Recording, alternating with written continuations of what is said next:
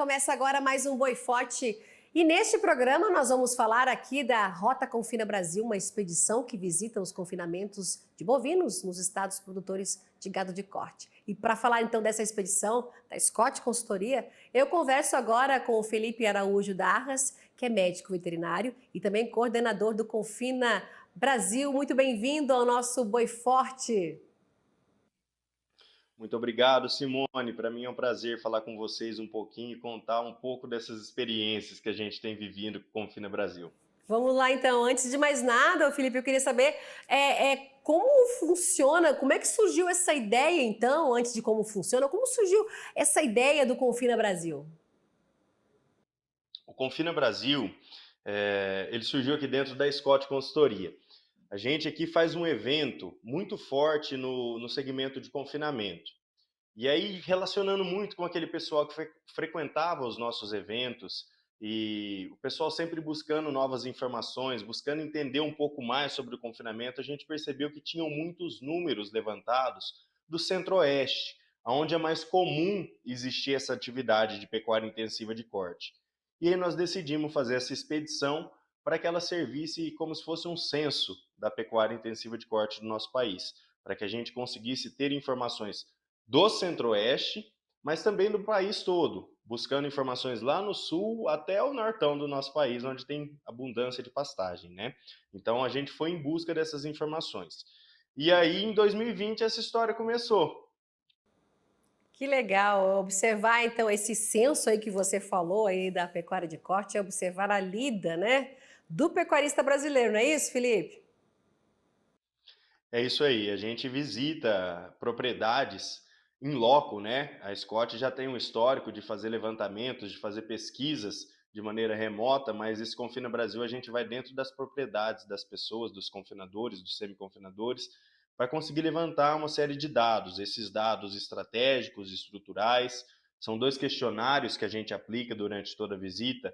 Então, um questionário, como eu falei, mais estratégico, voltado à nutrição, à tecnologia que está sendo implantada, aos indicadores zootécnicos, o perfil do gado que está sendo confinado, qual a estratégia para cada região, tudo isso. E o questionário mais estrutural, a gente procura conhecer a estrutura, como ele mesmo diz.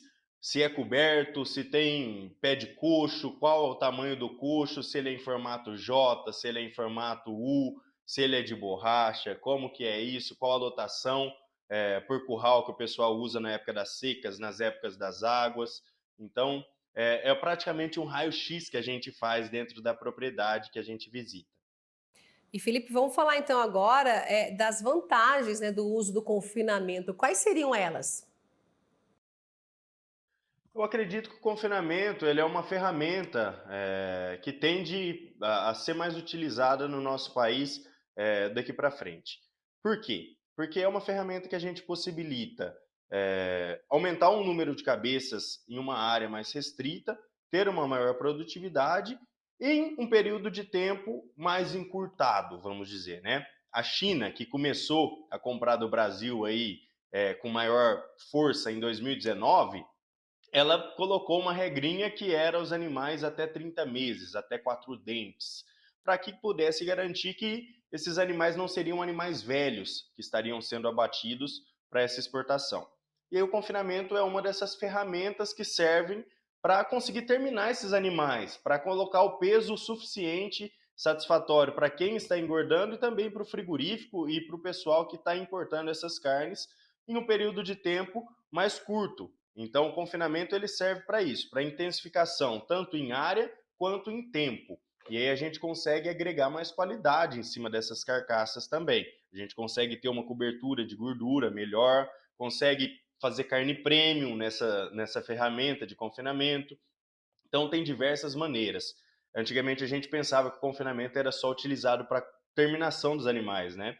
Mas hoje em dia a gente percebe que não, que tem muita gente usando o confinamento para fazer sequestro, para fazer recria intensiva, para fazer preparo de fêmeas para reprodução, que é a chamada precocinha, para fazer testagem de touros, para ver se essa genética ela algo que tem sentido para a pecuária futura, que é essa pecuária mais intensiva.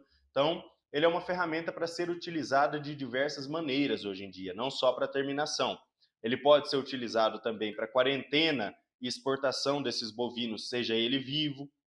Então, tem várias oportunidades para se aproveitar o confinamento. É algo que traz benefícios, porém, é algo que se expõe também aos riscos, aos desafios. Tudo que se intensifica, eu gosto de falar que a gente intensifica ganhos, né, benefícios, e também desafios. Então, não dá para a gente olhar o confinamento e falar, vou fazer um confinamento como a pecuária extensiva, aquele negócio mais tranquilo, mais na solta, mais largado. O confinamento não admite isso. O confinamento precisa ser profissionalizado, ele precisa ser algo que a gestão ele está mais na mão, porque você se expõe mais aos riscos. Tudo que você intensifica também riscos e desafios. Então, esses desafios, seja ele sanitário, nutricional, com altos custos, ele vem junto também nessa sacola, né? É verdade, né? Os riscos são aí, por isso Felipe, a gestão é importante nessa fase aí de decidir quando começar a iniciar o confinamento, não é? Sim, a gestão é muito importante. Nós temos visto, isso começou em 2020, né? Como eu falei, vou contar um pouquinho da historinha do Pode Confina contar, vamos Brasil. lá. Esse projeto ele começou em 2020, né? A gente foi no centro do país, fomos ali nos 5 tradicionais estados confinadores, que é Mato Grosso, Goiás, Mato Grosso do Sul, Triângulo Mineiro e o estado de São Paulo, para conhecer, para pegar a bagagem tradicional do confinamento brasileiro. E aí a gente foi vendo que nessas regiões já existia uma gestão muito apurada dessa atividade. No segundo ano desse projeto, que foi o ano passado, em 2021, nós resolvemos fazer umas rotas mais alternativas.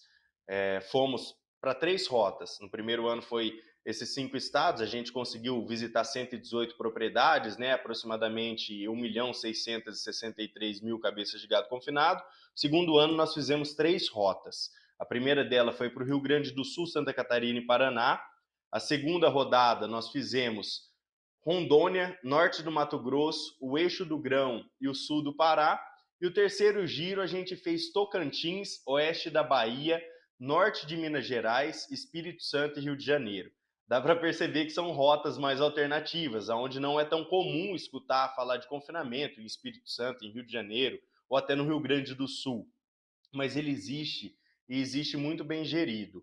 No Rio Grande do Sul, por exemplo, a tradição deles é fazer o confinamento em uma época invertida com a estratégia do confinamento brasileiro tradicional.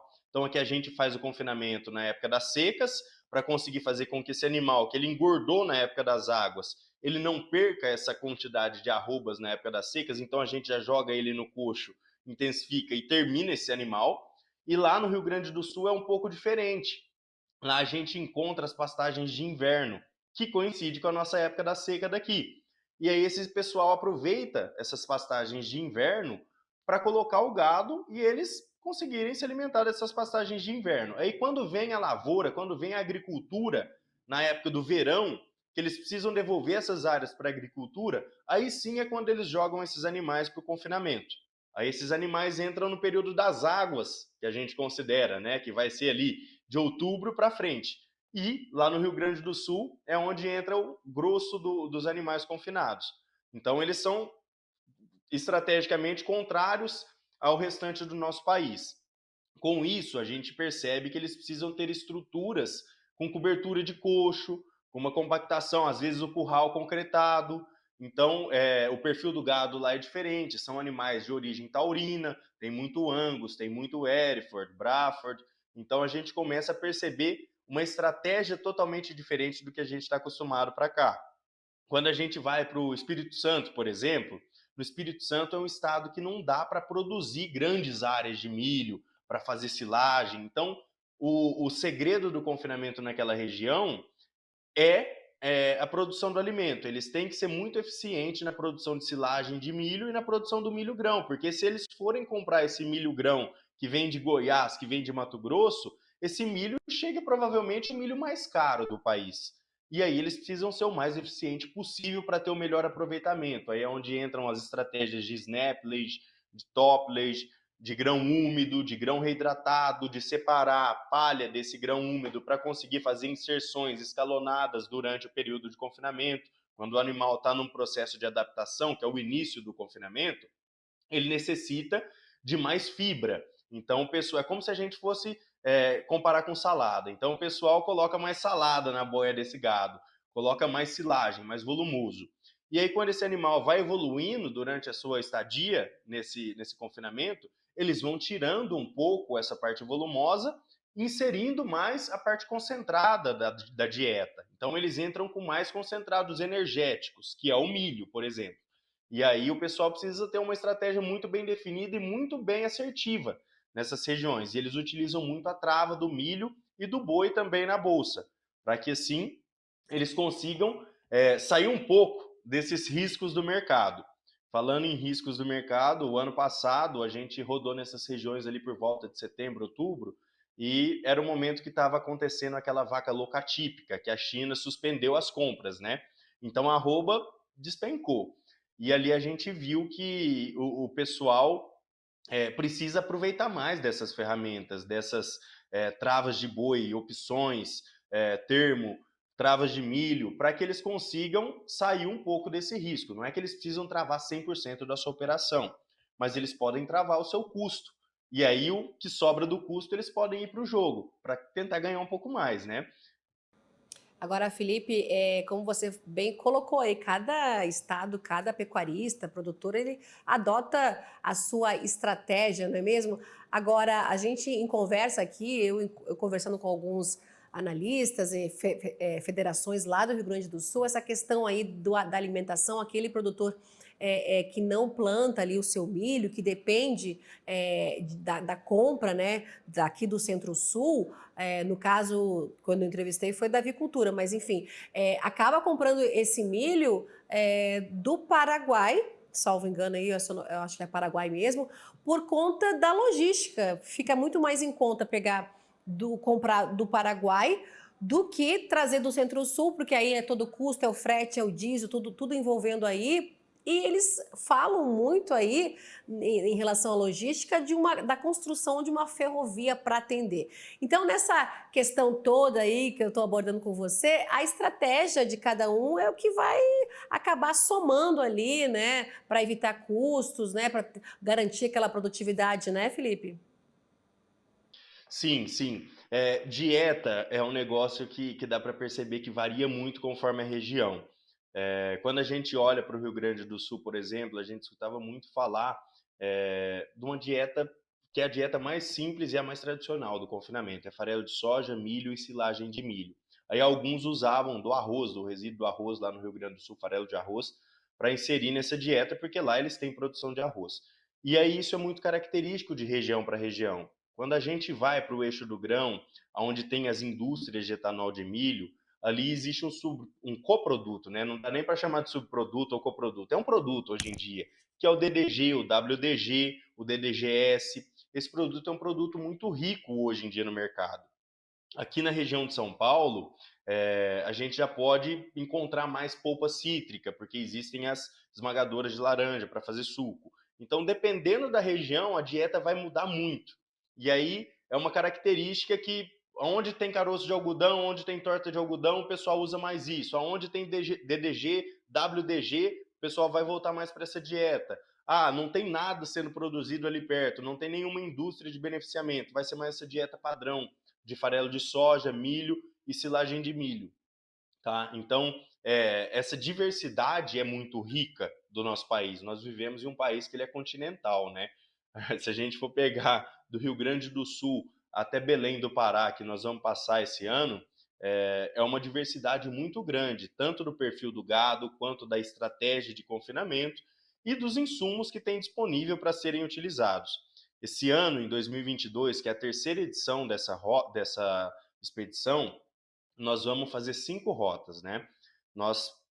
A primeira é composta de São Paulo e Triângulo Mineiro, a segunda rodada foi Mato Grosso do Sul até o centro de Mato Grosso, o terceiro giro é o oeste do Mato Grosso, aquela Vila Bela da Santíssima Trindade, aquele Vale do Guaporé, até o meio de Rondônia, então aquela divisa com a Bolívia toda.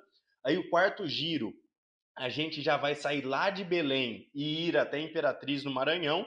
E a quinta rodada vai ser o tradicional Goiás e a divisa de Goiás, tanto com Minas Gerais quanto com Mato Grosso.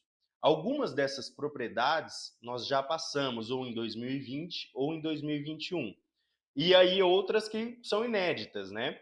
Então a gente está em busca de entender o que mudou desses 2 anos ou um ano para cá na estratégia desse pessoal e conhecer também aquelas propriedades que possam ter surgido nesses 2 anos ou que já existiam, mas a gente não conseguiu passar por algum motivo de logística. A nossa meta para esse ano são 2,5 milhões de cabeças de bovinos confinados.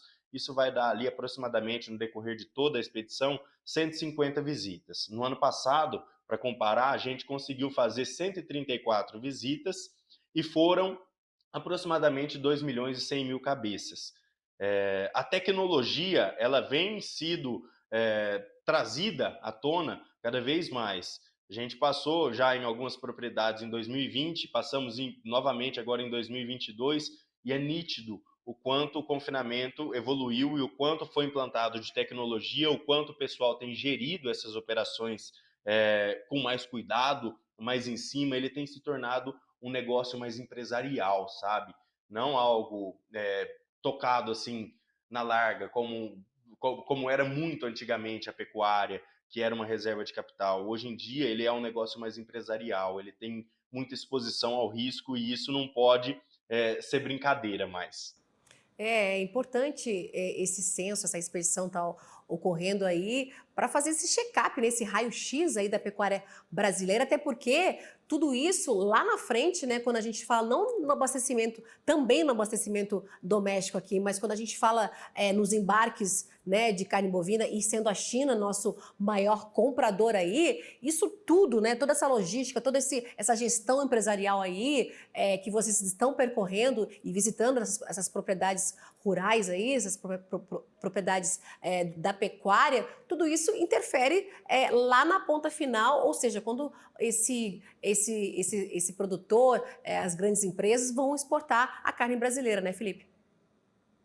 Sim, sim, isso tem uma interferência muito grande, porque o mercado não vai dar um passo para trás. O pessoal já aprendeu que o Brasil ele é capaz de produzir um gado jovem, um gado de qualidade, e aí ninguém vai voltar para trás para querer aquele boi de 17 arrobas, 16 arrobas, né? Todo mundo, até quem está engordando esse gado, já entendeu que esse animal tem capacidade de ganhar 20, 22 arrobas, e ter um acabamento excelente. Então, todo mundo daqui para frente vai olhar a pecuária como um negócio profissional e tentar ter os maiores ganhos nisso aí. Isso é uma tendência muito forte para a nossa atividade nos próximos anos. Uma outra coisa que a gente viu com o Confina Brasil, que eu achei muito legal, em 2020 a gente passava com essa expedição e perguntava se existia integração lavoura-pecuária. Algumas propriedades já faziam isso sim, e traziam informações que isso era um benefício muito grande para ambas as culturas, mas isso é muito nítido hoje, em 2022, que aquelas que ainda não faziam passaram a fazer. É muito difícil a gente encontrar hoje, em Mato Grosso do Sul, Mato Grosso, ou até em Rondônia, aquelas propriedades que fazem só agricultura ou fazem só pecuária. No caso, eu estou pensando em quem tem o confinamento, tá? Isso é uma estratégia muito boa, porque em cima daquela mesma área, a pessoa planta soja, por exemplo, depois ela vem e planta milho, e junto com esse milho, quando ele já planta, por exemplo, uma forragem, uma braquiária. E essa braquiária, depois ela sobra para o gado comer. Então, nós estamos pensando que está sendo uma mesma área sendo feito 3 culturas. A primeira foi soja, a segunda foi o milho, seja ele para silagem ou seja ele para grão, e a terceira cultura é o residual, aquela palhada, aquela braquiária, aquela massa que formou, que pode ser soltado ali em cima os animais, muitas vezes de recria. E aí esses animais, quando eles precisam liberar essas áreas para a agricultura novamente, esses animais vão para o coxo. E aí essa mesma área produziu soja para vender, milho para os bois comerem, e tem o produto, que é esse boi que foi diluído uma arroba a pasto para ser terminado dentro de um confinamento, e provavelmente ele vai ser encaixado num padrão China, que vai receber ainda bonificação. Então, essa sinergia que existe hoje dentro das propriedades, muito no Mato Grosso, muito no Mato Grosso do Sul e também em Rondônia, essa sinergia ela vem acontecendo com muito mais incidência hoje em dia. Em 2020, como eu falei, a gente passava por essas propriedades e via que acontecia naquelas que já estavam um pouco mais evoluídas. Hoje, quase que é uma totalidade encontrar isso durante essas rodagens do Confina Brasil. É uma boa notícia que você traz para a gente aqui, porque a gente sempre está falando da integração lavoura-pecuária, também falamos da integração lavoura-pecuária-floresta, e cada vez mais espera-se que o produtor aí, né, o de gado de corte, ele adote, isso não sou eu que estou falando, são os analistas, programas, enfim, espera-se esse aumento aí desse para esse sistema aí, porque o produtor ele diversifica, não é mesmo? Vai plantar, vai colocar o gado ali também, antes de colocar ele para terminação, né? É importante trazer esses dados e é isso mesmo que funciona, né? Quando você faz essa análise aí, esse censo aí, essa expedição, ela busca isso, né? Ou seja, há 2 anos atrás não tinha isso, agora já tem, ele está pensando lá na frente porque ele pode adquirir, ele pode, quando for exportar, esse boi pode ser um boi padrão China, não é mesmo, Felipe? Sim, uma outra estratégia que a gente vem encontrando bastante agora, que entra ainda dentro dessa roda, dentro dessa sinergia, é o uso da compostagem. O esterco, que antes era um problema, hoje ele vira solução. Esse esterco é rapado desses confinamentos, desses currais de engorda, é colocado em trincheiras, em leiras, é feito compostagem disso e depois é distribuído nessa lavoura, nessa soja, ou seja, nesse milho, nessa braquiária, o que traz um benefício para a terra novamente. Então é uma sinergia tão grande que o boi come o milho, depois ele defeca, esse resíduo, esse dejeto, vira esterco, vai para a soja, que é vendida, depois vem o milho em cima dessa mesma área. Essa sinergia, eu acredito muito que seja a pegada do futuro, a pegada sustentável que a gente vai ter aí para frente. Não falando assim, nós vamos ter que parar de produzir carne, porque nós temos que diminuir a emissão de metano. Cara, eu não acho que vai ser essa a saída daqui para frente no nosso país. A gente precisa ser produtivamente melhor, entendeu? A gente precisa ser mais eficiente nas nossas atividades. E aí essa integração, essa sinergia é o que vem trazendo isso, porque é um reaproveitamento contínuo, que vai reaproveitando e trazendo mais produtividade e mais lucro também para essa propriedade, porque você não vai aumentando as suas áreas. Dentro da mesma área, você vai conseguindo produzir mais. E aí você pode até aumentar a sua área, comprar mais terra. E aí você vai adotando essas tecnologias, essas ferramentas e essas estratégias e vai produzindo mais. Então, cada vez a gente tende a ser mais produtivo dentro do nosso país, adotando algumas técnicas sustentável ambiental e financeiras também. E a sustentabilidade a gente vê que muitos pecuaristas já estão adotando, aí quando adotam, né, quando adotam o sistema ILPF, o ILP também, quando ocorre, né, a recuperação das pastagens, tudo isso vai colocando o Brasil nesse cumprimento das obrigações, das metas, né, do Acordo de Paris, ou seja, muitos fóruns vão ocorrer. Agora, este ano, vai acontecer a COP27 lá no Egito. Enfim, são experiências, tecnologias, ferramentas já adotadas e que a expedição aí prova que isso está acontecendo, né, Felipe? Cada vez mais a gente vê isso acontecendo. Não é só conversa de jornal, não é só promessa de COP, não. A gente vê isso acontecendo. Tem até alguns produtores implantando biodigestores já. A gente via isso mais para suínos, né? Mas isso já vem sendo utilizado hoje para bovino. O pessoal vem trazendo, vem testando essas tecnologias, vendo o quanto isso vai ser rentável, para poder espelhar talvez algumas estratégias de outras culturas, de outras atividades para pecuária de corte. O que já podia ser utilizado numa pecuária de leite está sendo trazido também para a pecuária de corte. Mas é bem legal a evolução que a gente tem observado com esse público.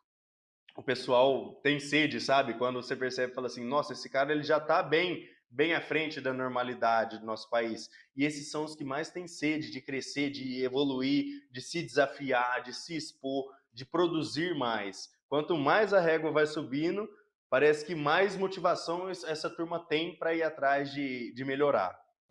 É legal. Agora, Felipe, fala pra gente, são quantas propriedades, então, que a expedição vai visitar e ela vai até outubro, é isso? Essa expedição ela começou em junho.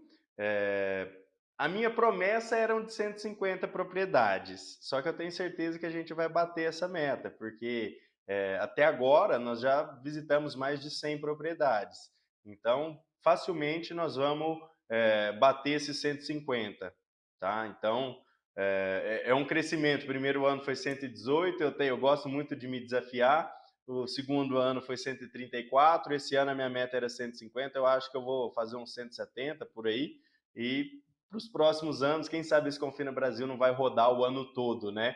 Começar lá em abril e ir até dezembro. Vamos ver, é um desafio, mas é para os próximos anos. É um Todos desafio. esses dados que a gente Ah, vai coletar, a pesquisa de campo ela termina no final de outubro. Mas aí a gente vai voltar para o escritório, vai analisar tudo isso, compilar, gerar um benchmark. Tem dois benchmarks já publicados dentro do nosso site, é só acessar www.confinabrasil.com, que lá tem a opção para você acessar o benchmark 2020 e 2021. E aí esse benchmark, lá para novembro, a gente vai divulgar ele e nós vamos discutir esses dados no encontro de analistas, que vai acontecer em São Paulo no dia 25 de novembro. Então, ali a gente marca a finalização realmente desse projeto, porque aí a gente já vai ter coletado todos os dados, estudado isso, feito análise, e ali a gente vai discutir. Aí a gente já vai olhar para o próximo ano. É um projeto que eu não gosto de falar que ele termina, que ele morre, porque a gente nunca morre com esse projeto. é verdade. No meio a gente vai tendo novas ideias, a gente quer que seja um negócio que ele não para, que ele vai virar ano, talvez não visitando, mas trazendo informações para o público, trazendo vídeos do que a gente tem vivido. Falando em vídeos, nós já temos 2 vídeos no ar sobre o que a gente rodou nesse Confina Brasil 2022, e tem também muito dos vídeos dos 2 últimos anos anteriores. Tá ficando muito, muito gostoso de assistir. É um vídeo que traz a realidade, o dia a dia desse produtor, traz um pouco de gestão de equipe, traz sobre a história da carne, o cuidado, além de olhar só para a carne, o cuidado com os animais. Então, O é bem-estar animal, um né, vídeo bem Felipe? rico. É. Oi? O bem-estar animal, né, é muito importante também, né? Bem-estar animal, a preocupação que todo mundo está tendo hoje em trazer um conforto para esses animais. É muito gostoso de vivenciar isso. E aí isso não pode ficar só entre a gente, isso não pode ficar guardado só na minha memória. Aí a gente tem que trazer isso para vocês também Com conseguirem certeza, acompanhar. com certeza. Felipe, infelizmente nosso tempo já esgotou aqui, mas eu já te faço um convite para o final do ano, viu? Novembro aí você falou que vai estar tudo já engatilhado, né, em relação a essa expedição finalizada. Então, convido você então a voltar aqui para o final do ano para a gente conversar novamente e aí ver o que foi que aconteceu, se mudou alguma coisa, se melhorou, enfim. Tá feito o convite, eu espero você então nesse próximo Boi Forte, viu? Do futuro, mas tá chegando. Obrigada, viu, Felipe? Convite aceito, Simone. Vai ser um prazer para mim trazer o restante que a gente viu durante esse ano. Com certeza. Obrigado, viu? Muito obrigada mais uma vez. E esse foi mais um Boi Forte desta semana. Muito obrigada pela sua companhia. Muito obrigada pela sua audiência. E continue aqui acompanhando a programação do AgroMais, o canal 24 horas dedicado à agroinformação. Tchau, tchau e até o próximo programa.